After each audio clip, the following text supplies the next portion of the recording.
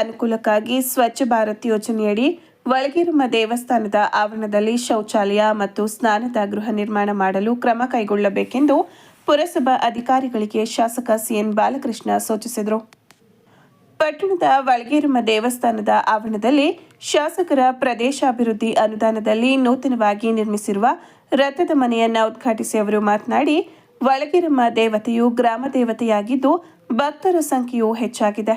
ಭಕ್ತರ ಅನುಕೂಲಕ್ಕಾಗಿ ರಸ್ತೆ, ದೇವಾಲಯದ ಆವರಣದಲ್ಲಿ ನೆಲಹಾಸು ಸೇರಿದಂತೆ ವಿವಿಧ ಅಭಿವೃದ್ಧಿ ಕಾರ್ಯಕ್ರಮಗಳನ್ನು ಕೈಗೊಳ್ಳಲಾಗಿದೆ.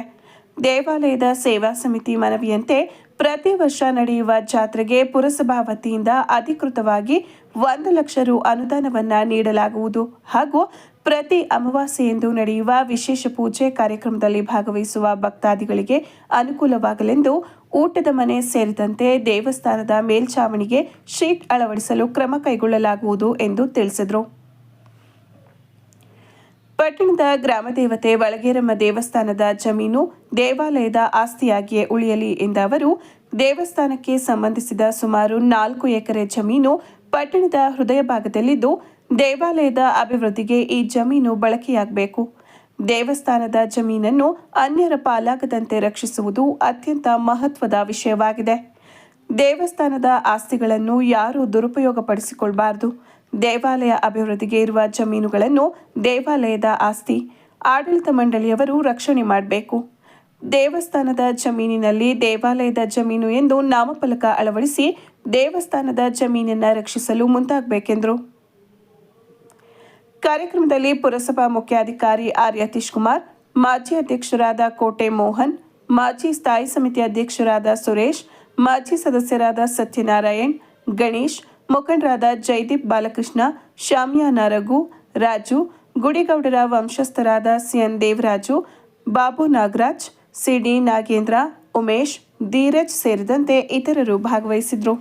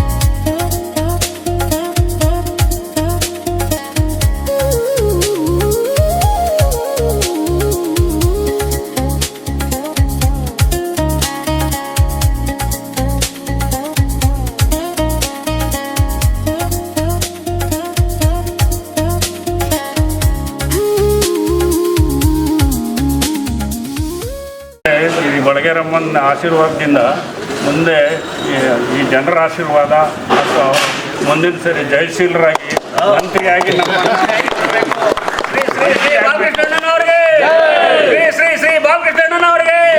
ಜನಪ್ರಿಯ ನಾಯಕರಾದಂಥ ಬಾಲಕೃಷ್ಣ ಈ ಒಂದು ಶುಭ ದಿವಸ ಆ ದೇವಿಯ ಸನ್ನಿಧಿನಲ್ಲಿ ಹೋಮ ಹವನಾದಿಗಳು ನಡೀತಿರುವಂಥ ಈ ಸಂದರ್ಭದಲ್ಲಿ ತೇರುಮನೆ ವಳಗೇರಮ್ಮ ದೇವಿಯ ತೇರುಮನೆ ಉದ್ಘಾಟನೆ ಎಲ್ಲರ ಸಮ್ಮುಖದಲ್ಲಿ ನೆರವೇರಿದೆ. ಗುಡಿಗೌಡರು ವಂಶಸ್ಥರಾದಂಥ ದೇವರಾಜಣ್ಣವರು, ಅವರೆಲ್ಲ ಕುಟುಂಬ ವರ್ಗದವರು, ಪದಾಧಿಕಾರಿಗಳು ಸಮ್ಮುಖದಲ್ಲಿ ಪೂಜಾ ಅರ್ಚಕರ ಒಂದು ಆಶೀರ್ವಾದದಿಂದ ಇವತ್ತು ಉದ್ಘಾಟನೆಯನ್ನು ಮಾಡಿದ್ದೇವೆ. ಈ ಒಂದು ಸಂದರ್ಭದಲ್ಲಿ ನಾನು ತುಂಬ ಸಂತೋಷ ಆಗ್ತಿದೆ. ಏಕೆಂದರೆ ವಳಗೇರಮ್ಮ ದೇವಿ ನಮ್ಮ ತಾಲೂಕಿನ ತಾಲೂಕಿನ ದೇವತೆ, ಈಗ ನಗರದ ವ್ಯಾಪ್ತಿಯಲ್ಲಿ ಗ್ರಾಮ ದೇವತೆ ಕೂಡ. ಇಲ್ಲಿ ಎಲ್ಲ ಪೂಜಾ ಕೈಂಕರ್ಯಗಳು ಭಕ್ತಿಪೂರ್ವಕವಾಗಿ ಪ್ರತಿ ವರ್ಷವೂ ಕೂಡ ನೆರವೇರಿಸ್ಕೊಂಡು ಬರ್ತಾಯಿದ್ದೀರಿ. ನಿಮಗೆ ನಾನು ವಿಶೇಷವಾಗಿ ನಿಮಗೆ ಧನ್ಯವಾದಗಳನ್ನು ಕೂಡ ತಿಳಿಸಲಿಕ್ಕೆ ಬಯಸ್ತಾ ಇದ್ದೀನಿ.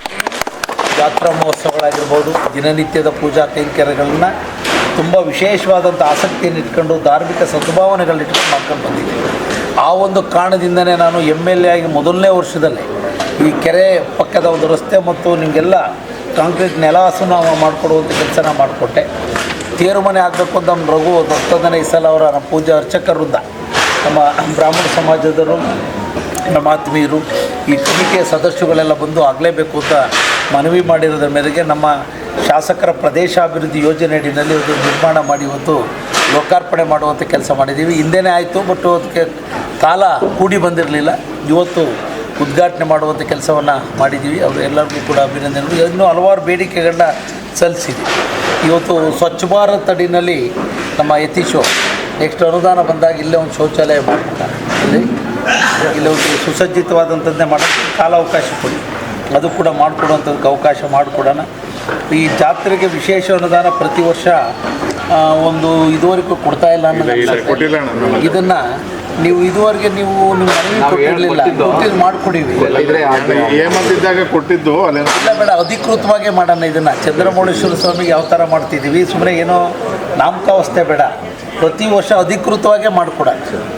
ಆಮೇಲೆ ತಮ್ಮಲ್ಲಿ ನನ್ನ ಮನವಿ ಏನಪ್ಪ ಅಂದರೆ, ಕಮಿಟಿಲೆಲ್ಲ ಇದ್ದೀನಿ, ನನಗೇನಿಲ್ಲ, ಒಳಗೇರಮ್ಮ ದೇವಿಯ ಜಾಗ ಇದೆ, ನಾನು ಅದನ್ನೇನು ಬೇರೆ ಸರ್ಕಾರಕ್ಕೆ ವಗೈರೆ ಬೇಡ, ನೀವುಗಳೇ ನಿಂತ್ಕೊಂಡದ್ದು ಅಟ್ಲೀಸ್ಟ್ ಏನು ಮಾಡಬೇಕು ಅನ್ನೋದ್ರ ಬಗ್ಗೆ ಒಂದು ಆಲೋಚನೆ ಮಾಡ್ಕೊಂಡು ಮುಂದಾಗಿ. ಏಕೆಂದರೆ ಅಲ್ಲಲ್ಲ ನನಗಲ್ಲ, ನೀವೇ ಅದನ್ನು, ನಾನು ನಮ್ದು ಯಾವುದೂ ಇಂಟರ್ಫಿಯರೆನ್ಸ್ ಇಲ್ಲ, ಗೊತ್ತಾಯ್ತಲ್ಲ, ಅದು ದೇವ್ರ ಜಾಗ, ಅದು ಅರ್ಥ ಆಯ್ತಲ್ಲ. ನಾವೇನು ಆಮೇಲೆ ಬಂದು ಆಮೇಲೆ ಹಾಗೆ ಹೇಗೆ ಅನ್ನೋದು ಬೇಡ. ಏಕೆಂದರೆ ಸುಮಾರು 3-4 ಎಕರೆ ಇರ್ಬೋದು ಅಂತ ಅಂದ್ಕೊಂಡಿದ್ದೀನಿ.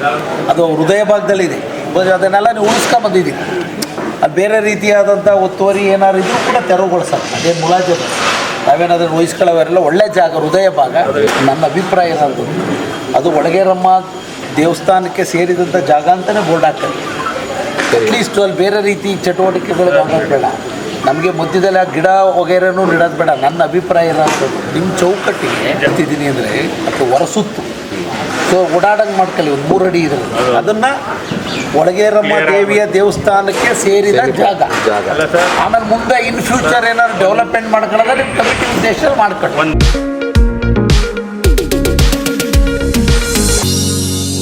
ತಾಲೂಕಿನ ಹೆಚ್ಚಿನ ಸಂಖ್ಯೆಯ ರೈತರು ಬೆಳೆ ವಿಮೆ ಯೋಜನೆಯ ಪ್ರಯೋಜನ ಪಡೆಯುವಂತೆ ಗ್ರಾಮ ಮಟ್ಟದಲ್ಲಿ ಜಾಗೃತಿ ಮೂಡಿಸಿ ಕ್ರಮ ವಹಿಸಬೇಕೆಂದು ಶಾಸಕ ಸಿಎನ್ ಬಾಲಕೃಷ್ಣ ಅವರು ಅಧಿಕಾರಿಗಳಿಗೆ ಸೂಚನೆ ನೀಡಿದರು. ಪಟ್ಟಣದ ಟಿಎಪಿಸಿಎಂಎಸ್ ಸಭಾಂಗಣದಲ್ಲಿ ಆಯೋಜಿಸಿದ್ದ ಬೆಳೆ ವಿಮೆ ಯೋಜನೆ ಕುರಿತಂತೆ ತಾಲೂಕಿನ ಎಲ್ಲ ಪ್ರಾಥಮಿಕ ಕೃಷಿ ಪತ್ತಿನ ಸಹಕಾರ ಸಂಘಗಳ ಕಾರ್ಯದರ್ಶಿಗಳ ಸಭೆಯಲ್ಲಿ ಅವರು ಮಾತನಾಡಿ, ಜುಲೈ 3ನೇ ವಾರ ಆರಂಭವಾದರೂ ಮಳೆ ಕೊರತೆ ಆತಂಕವನ್ನು ಹೆಚ್ಚಿಸಿದೆ. ಇದೇ ಪರಿಸ್ಥಿತಿ ಮುಂದುವರೆದರೆ ಮುಂದಿನ ದಿನಗಳಲ್ಲಿ ಬರಗಾಲ ಎದುರಾಗುವ ಸಾಧ್ಯತೆ ಇದೆ ಎಂಬ ಆತಂಕ ತಲೆದೂರಿದೆ. ಆಷಾಢದಲ್ಲೂ ಬೇಸಿಗೆಯ ವಾತಾವರಣ ನಿರ್ಮಾಣವಾಗಿದೆ. ಕಳೆದ ವರ್ಷ ಈ ವೇಳೆಗೆ ಜಲಾಶಯಗಳು ಭರ್ತಿಯಾಗಿದ್ದವು. ಈಗ ಕುಡಿಯುವ ನೀರಿಗಾಗಿ ಇರುವ ಅಲ್ಪ ನೀರನ್ನು ಕಾಯ್ದುಕೊಳ್ಳುವ ಪರಿಸ್ಥಿತಿ ಎದುರಾಗಿದೆ ಎಂದರು. ಮುಸುಕಿನ ಜೋಳಕ್ಕೆ ಬಿಳಿ ಸುಳಿ ರೋಗ ವ್ಯಾಪಕವಾಗಿ ಹಬ್ಬುತ್ತಿರುವ ಹಿನ್ನೆಲೆಯಲ್ಲಿ ಯಾವುದೇ ಅರ್ಹ ರೈತರು ವಿಮೆಯಿಂದ ವಂಚಿತರಾಗದಂತೆ ಪ್ರಾಥಮಿಕ ಕೃಷಿ ಪತ್ತಿನ ಸಹಕಾರ ಸಂಘಗಳು, ಬ್ಯಾಂಕ್ಗಳು, ಕೃಷಿ ಹಾಗೂ ತೋಟಗಾರಿಕೆ ಇಲಾಖೆ ಅಧಿಕಾರಿಗಳು ಸಮನ್ವಯದಿಂದ ಕಾರ್ಯನಿರ್ವಹಿಸಬೇಕು ಎಂದು ತಿಳಿಸಿದರು. ಗ್ರಾಮ ಮಟ್ಟದಲ್ಲಿ ರೈತರಿಗೆ ಬೆಳೆ ವಿಮೆಯ ಮಹತ್ವ, ನೋಂದಣಿ ವಿಧಾನ, ಕೊನೆಯ ದಿನಾಂಕ ಹಾಗೂ ಯೋಜನೆಯ ಪ್ರಯೋಜನಗಳ ಕುರಿತು ಸಮರ್ಪಕ ಮಾಹಿತಿ ನೀಡಬೇಕು. ಯೋಜನೆಯ ಪ್ರಗತಿಯನ್ನು ನಿರಂತರವಾಗಿ ಪರಿಶೀಲಿಸಿ ತಾಲೂಕಿನಲ್ಲಿ 100% ಅರ್ಹ ರೈತರನ್ನು ಬೆಳೆ ವಿಮೆ ವ್ಯಾಪ್ತಿಗೆ ತರುವ ನಿಟ್ಟಿನಲ್ಲಿ ಅಧಿಕಾರಿಗಳು ಕಾರ್ಯನಿರ್ವಹಿಸಬೇಕು ಎಂದರು. ಕಳೆದ ಸಾಲಿನ ಹಂಗಾಮಿನಲ್ಲಿ 22,000ಕ್ಕೂ ಹೆಚ್ಚು ರೈತರು ಬೆಳೆ ವಿಮೆಗೆ ನೋಂದಣಿಯಾಗಿದ್ದರು. ಈ ಹಂಗಾಮಿನಲ್ಲಿ 25,000ಕ್ಕೂ ಹೆಚ್ಚು ವಿಮೆಗೆ ನೋಂದಣಿಗೆ ಕ್ರಮ ವಹಿಸಲು ಸೂಕ್ತ ನಿರ್ದೇಶನ ನೀಡಿದರು. ಪ್ರತಿಯೊಂದು ಪ್ರಾಥಮಿಕ ಕೃಷಿ ಪತ್ತಿನ ಸಹಕಾರ ಸಂಘಗಳು, ಬ್ಯಾಂಕ್ಗಳು, ಕೃಷಿ ಹಾಗೂ ತೋಟಗಾರಿಕೆ ಇಲಾಖೆ ಅಧಿಕಾರಿಗಳು ರೈತರನ್ನ ಮನವೊಲಿಸಿ ಬೆಳೆ ವಿಮೆ ನೋಂದಣಿಗೆ ಕ್ರಮ ವಹಿಸಲು ತಿಳಿಸಿ ಈ ಬಗ್ಗೆ ಪ್ರತಿದಿನ ಪ್ರಗತಿಯ ಬಗ್ಗೆ ಗಮನ ಹರಿಸಲಾಗುವುದು.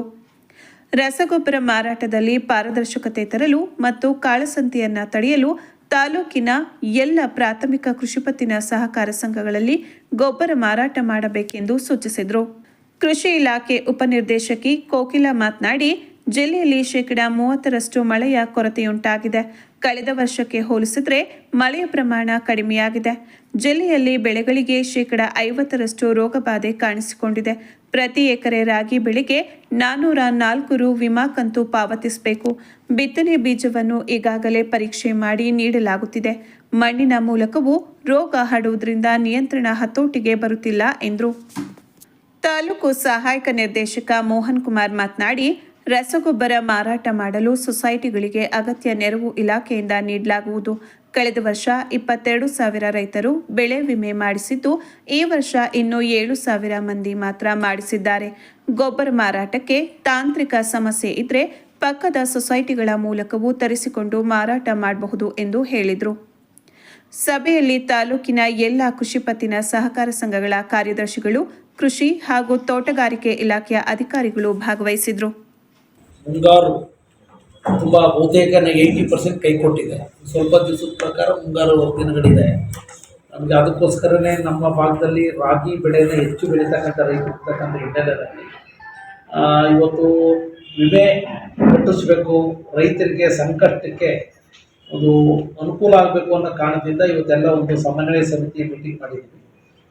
ಮಳೆ ಮತ್ತು ನೀರಾವರಿ ಆಶ್ರಿತಕ್ಕೆ ಆಗಸ್ಟ್ 14ನೇ ತಾರೀಕು ತನಕ ವಿಮೆ ಕಟ್ತಕ್ಕಂಥದ್ದಕ್ಕೆ ಅವಕಾಶ. CEO ಕರೆದಿರ್ತಕ್ಕಂಥ ಉದ್ದೇಶ ಏನಪ್ಪ ಅಂದರೆ, ಅಲ್ಲಿ ಲ್ಯಾಗಿನ್ ಮಾಡಿಕೊಡ್ತಾರೆ ಅಗ್ರಿಕಲ್ಚರ್ ಡಿಪಾರ್ಟ್ಮೆಂಟರು. ಅಲ್ಲೇ ರೈತರಿಗೆ ಮನವರಿಕೆ ಮಾಡಿ ಅವರಿಂದ ಮಾಹಿತಿಯನ್ನು ಪಡ್ಕೊಂಡು ಅಲ್ಲಿ ಅಪ್ಲೋಡ್ ಮಾಡ್ತಕ್ಕಂಥದ್ದಕ್ಕೆ ಅವಕಾಶ ಮಾಡಬೇಕು ಅನ್ನೋದು ಮುಖ್ಯವಾದಂಥ ವಿಚಾರ. ಜೋಳಕ್ಕೆ ಇದೇ ತಿಂಗಳು 31ನೇ ತಾರೀಕು ಲಾಸ್ಟ್ ಡೇಟ್ ಇದೆ, ಜುಲೈ ಇದೇ ತಿಂಗಳು 31ಕ್ಕೆ. ಅದಕ್ಕೆ ನಾವು ಪ್ಯಾಕ್ ಸೆಕ್ರೆಟರೀಸು ಹೆಚ್ಚಿನ ಆದ್ಯತೆಯನ್ನು ನಿಮ್ಮ ಕೆಳ ಸಿಬ್ಬಂದಿ ವರ್ಗದವ್ರನ್ನ ಸಹಕಾರ ತಗೊಂಡು ರೈತರು ಮಿನಿಮಮ್ ಒಂದು 20,000 ರಿಂದ 25,000 ಜನನಾದರೂ ಕೂಡ ವಿಮೆ ಪಾವತಿ ಮಾಡ್ತಕ್ಕಂಥದ್ದಕ್ಕೆ ನೋಂದಣಿ ಆಗಬೇಕು ಅನ್ನೋದು ನಮ್ಮ ಮುಖ್ಯವಾದಂಥ ಉದ್ದೇಶ. ಆ ನಿಟ್ಟಿನಲ್ಲಿ ನೀವೆಲ್ಲರೂ ಕೂಡ ಜವಾಬ್ದಾರಿಯುತ ಕೆಲಸ ಮಾಡಬೇಕು. ಯಾಕೆಂದರೆ ರಾಗಿನಲ್ಲೇ ಅಲ್ಪಾವಧಿನಲ್ಲಿ ಬರ್ತಕ್ಕಂಥದ್ದು, ರೆಗ್ಯುಲರು ಬರ್ತಕ್ಕಂಥದ್ದಕ್ಕಿಂತ 20 ದಿವಸ ಮುಂಚಿತವಾಗಿ ಬೆಳೆ ಬರ್ತಕ್ಕಂಥ ಒಂದು ಶೀಟ್ಸ್ನು ಕೂಡ ನಾವೀಗಾಗಲೇ ರಿಸರ್ಚ್ ಆಗಿ ಬಂದಿದೆ ಅಂತ ಅವರು ಮೋಹನವರೆಲ್ಲ ಕೂಡ ಹೇಳಿದ್ದಾರೆ. ಅದನ್ನು ವಿತರಣೆ ಮಾಡಲಿಕ್ಕೆ ಈಗಾಗಲೇ ಸ್ಟೋರ್ ಮಾಡ್ಕೊಳ್ತೀನಿ ಅನ್ನೋ ಮಾಹಿತಿಯನ್ನು ಕೂಡ ಒದಗಿಸಿದ್ದಾರೆ. ಫಂಗಸ್ ಇಂದ ಬರುವಂತದ್ದು ಪೆರನೋಸ್ಕ್ಲಿರೋಸ್ಪೋರಸ್ ಅಂತ ಸರ್. ವಿಧಾನ ಇದು 3 ಮೆಥಡಲ್ಲಿ ಸ್ಪ್ರೆಡ್ ಆಗುತ್ತೆ ಸರ್. ಭಾಳ ಅಂದ್ರೆ ಮಣ್ಣಿನಿಂದನೂ ಹರಡುತ್ತೆ, ಗಾಳಿಯಿಂದನೂ ಹರಡುತ್ತೆ. ಸುಮಾರು ಊಸ್ಪೋರ್ಸ್ ಅಂತ ಹೇಳಿ ಅದೇನು ಸೂಕ್ಷ್ಮಾಣು ಜೀವಿಗಳ ಕಣಗಳಿದೆ ಸರ್, 10 ವರ್ಷ ಭೂಮಿನಲ್ಲಿ ಬದುಕಲಿಕ್ಕೆ ಅವಕ್ಕೆ ಒಂದು ಶಕ್ತಿ ಇದೆ ಸರ್. ಹಾಗಾಗಿ ಮಣ್ಣಿನಿಂದನೂ ಸಿಸ್ಟಮಿಕ್ ಇನ್ಫೆಕ್ಷನ್ ನೇರವಾಗಿ ಬೇರೆ ಮುಖಾಂತರ ಆದ್ರೆ, ಗಿಡದಿಂದ ಗಿಡಕ್ಕೆ ಪಕ್ಕದ ಜಮೀನುಗಳಿಗೆ ಗಾಳಿಯಿಂದ ಸೆಕೆಂಡರಿ ಇನ್ಫೆಕ್ಷನ್ ಆಗುತ್ತೆ. ಬಹಳ ವೇಗವಾಗಿ ಹರಡ್ತಾ ಇದೆ. ಮತ್ತೆ ಈಗಾಗಲೇ ನಾವು ಎಲ್ಲಾ ಬಿತ್ತನೆ ಬೀಜಗಳನ್ನ ಸರ್, ಹಾಸನಕ್ಕೆ ಸುಮಾರು 20,000 ಕ್ವಿಂಟಾಲ್ ಬೇಕಾಗುತ್ತೆ ಮುಸ್ಕಿನ ಜೋಳ. ಅದರಲ್ಲಿ ಒಂದು 410 ಲಾಟ್ಗಳು ಸರ್, ಬೇರೆ ಬೇರೆ ಬ್ಯಾಚ್ಗಳನ್ನ ಇಲ್ಲಿ ತರಿಸೋದಕ್ಕಿಂತ ಮುಂಚೆ ಪೆಥೋಜನ್ ಟೆಸ್ಟ್ ಮಾಡಿಸಿದ್ವಿ ಸರ್. ರೋಗಾಣುಗೆ ಯಾವ್ದು ನೆಗೆಟಿವ್ ಇದ್ದಿದ್ದು ಲಾಟ್ ಆ ಬ್ಯಾಚ್ಗಳನ್ನ ಮಾತ್ರ ಇಲ್ಲಿ ಬೀಜ ತರಿಸಿದ್ವಿ ಸರ್. ಆದ್ಯಾಗ್ಯೂ ಇದು ಮಣ್ಣಿನಲ್ಲಿ ಮತ್ತೆ ಗಾಳಿಯಿಂದ ಹರಡೋದ್ರಿಂದ ವೇಗವಾಗಿ ಹರಡ್ತಾ ಇದೆ ಸರ್. ಶಿಫಾರಸ್ ಮಾಡಿದ ಕೆಮಿಕಲ್ಗಳು ಕೂಡ RSKನೆಲ್ಲ ದಾಸ್ತಾನಿಟ್ಟು ಪ್ರಚಾರ ಮಾಡಿ ಕೆಮಿಕಲ್ಸ್ ಸ್ಪ್ರೇ ಕೂಡ ತಗೊಂಡಿದ್ದೀವಿ ಸರ್. ಬಟ್ ಸಾಯಿಲಲ್ಲೇ ಪೆಥೋಜನ್ ಲೋಡ್ ಜಾಸ್ತಿ ಇರೋದ್ರಿಂದ ಕಂಟ್ರೋಲ್ ಮಾಡೋದು ಬಹಳ ಕಷ್ಟ ಆಗ್ತದೆ ಸರ್. ಅದರಲ್ಲೂ ಈಗ ಹಾಸನ, ಆಲೂರು, ಈ ಕಡೆ ಹೊಳೆನರಸೀಪುರ ಭಾಗದಲ್ಲೆಲ್ಲ ತುಂಬಾ ಜಾಸ್ತಿ ಆಗಿದೆ ಸರ್.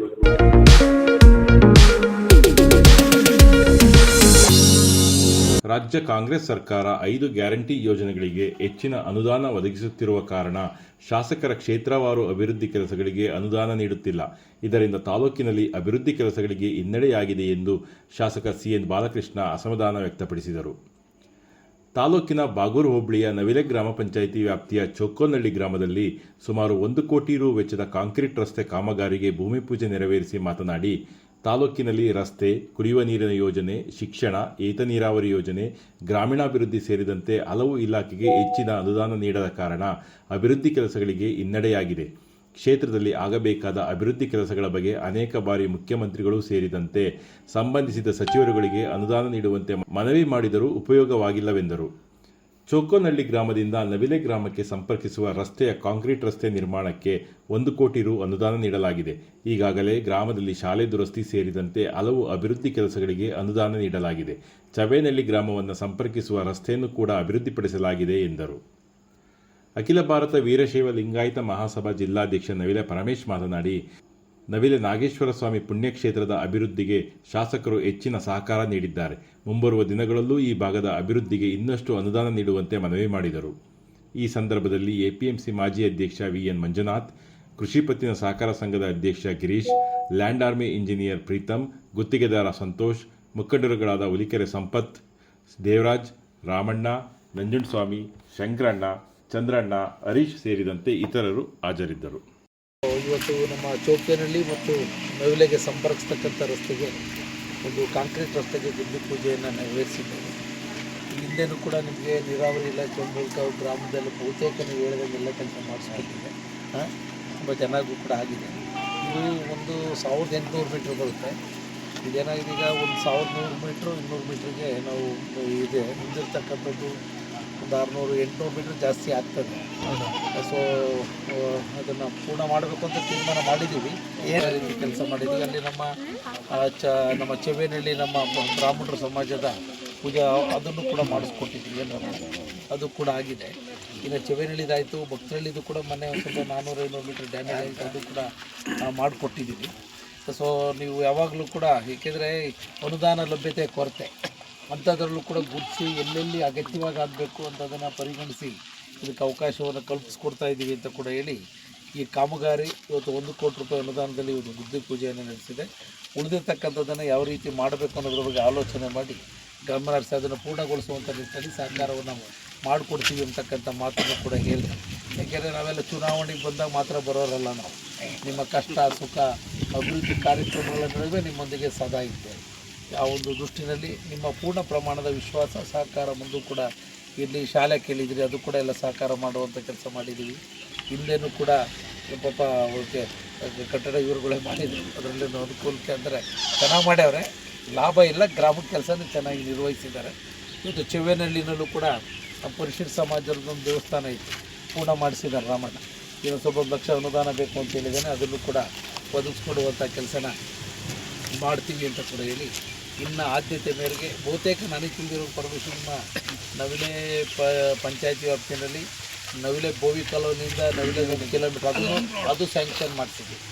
ಅದು CRF ಫಂಡಲ್ಲಿ ಮಾಡಿಸಿದ್ವಿ, ಅದನ್ನು ಹೇಳ್ತಿದ್ವಿ. ಅದು ವರ್ಕ್ ಆರ್ಡ್ರ್ ಆದೇಟಿಗೆ ಟೆಂಡರ್ ಆದೇಟಿಗೆ ಅದನ್ನು ಕೂಡ ಮಾಡೋಣ. ಬಹುತೇಕ ನಿಮ್ಮ ವ್ಯಾಪ್ತಿನಲ್ಲಿ 190% ಅಭಿವೃದ್ಧಿಗೆ ಪೂರ್ಣ ಪ್ರಮಾಣದಲ್ಲಿ ಆದ್ಯತೆ ನೀಡಿದೆ. ಅದು ಮಾಲಣ್ಣವರು ಸಣ್ಣ ಊರಿಗೂ ಕೂಡ ಬಂದು ಹುಡುಕಿ ಕೆಲಸಗಳನ್ನ ಮಾಡಿಕೊಡ್ತಾ ಇದ್ದಾರೆ. ಇಂಥ ಶಾಸಕರನ್ನ ನಾವು ಪಡೆದಿದ್ದು ಪುಣ್ಯ ಆಗಿದೆ. ನಾವೆಲ್ಲ ಅವ್ರ ಜೊತೆ ಕೈ ಜೋಡಿಸಿ ನಮಗೆ ಅವಶ್ಯಕತೆ ಇರೋಂಥವನ್ನ ಹಂತವಾಗಿ ಕೆಲಸಗಳನ್ನ ಮಾಡಿಸ್ಕೊಳ್ಳೋಣ. ಅವ್ರಿಗೆ ನಮ್ಮ ಎಲ್ಲರ ಆಶೀರ್ವಾದ ಚೆನ್ನಾಗಿರಲಿ. ನಾಗೇಶ್ವರ ಸ್ವಾಮಿ ಅವ್ರಿಗೆ ಒಳ್ಳೇದು ಮಾಡಲಿ. ಇದೇ ರೀತಿ ಎಲ್ಲರಿಗೂ ಸ್ಪಂದಿಸಿ ಕೆಲಸ ಮಾಡ್ಕೊಳ್ಳೋಂಥ ಶಕ್ತಿನ ದೇವ್ರು ಕೊಡಲಿ. ಎಲ್ಲರಿಗೂ ಒಳ್ಳೇದಾಗಲಿ. ರೈತರಿಗೆಲ್ಲ ಒಳ್ಳೆಯ ಮಳೆ ಬೆಳೆ ಆಗಲಿ. ಹಾಗೆಯೇ ಅವ್ರವ್ರ ಮಕ್ಕಳುಗಳು ಒಳ್ಳೆಯ ವಿದ್ಯಾವಂತರು ಸಂಸ್ಕಾರವಂತರಾಗಿ ಬೆಳೀಲಿ. ಇದಕ್ಕೆ ನಾನು ಒಂದು ಸಮಾಜ ಸೇವಕನಾಗಿರೋದ್ರಿಂದ ಇವಾಗ ಈ ರೀತಿ ನನ್ನ ಆಸೆಗಳನ್ನ ವ್ಯಕ್ತಪಡಿಸ್ತಾ ಇದ್ದೀನಿ. ನಮಗೆ ಚೌಕಿನಹಳ್ಳಿ ಗ್ರಾಮದ ಇದೊಂದು ರೋಡ್ ಹೆಂಗೆ ಮುಂದುವರಿಸ್ಕೊಡ್ತೀನಿ ಅಂದರೆ 1 ಕಿಲೋಮೀಟ್ರ್ ಇದ್ದರೂ ಪೂರ್ತಿ ಮಾಡಿಸ್ಕೊಡ್ತಾರಂತೆ ಒಂದು ಒಳ್ಳೆ ಕೆಲಸ ಆಗ್ತಾಯಿದೆ. ಅವ್ರು ಏನೋ ರಿಸಿಪ್ಟಾನ್ ಮಾಡಿಸ್ಕೊಡ್ತಾವ್ರೆ.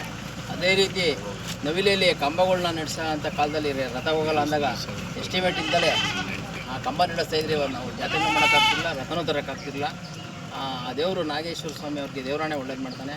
ಅದೇ ರೀತಿ ನಮಗೇನು ಈ ಕಡೆದೊಂದು ರೋಡ್ ಇದೆ, ಯಾವಾಗಲಾರು ಮುಂದಿನ ಹಂತದಲ್ಲಿ ಇಲ್ಲಿಂದ ನಮ್ಮ ತೋಟದ ವಾಸಿ ಮೇಲ್ಗಡೆ ಮೈಸ್ ಕೆಲಸ ಮಾಡಿಕೊಟ್ಬಿಟ್ರೆ ಇವ್ರಿಗೆ ಹೆಚ್ಚು ಕಮ್ಮಿ ಅವ್ರ ಕೆಲಸ ಎಲ್ಲ ಮುಗ್ದಂಗೆ ಆಗುತ್ತೆ.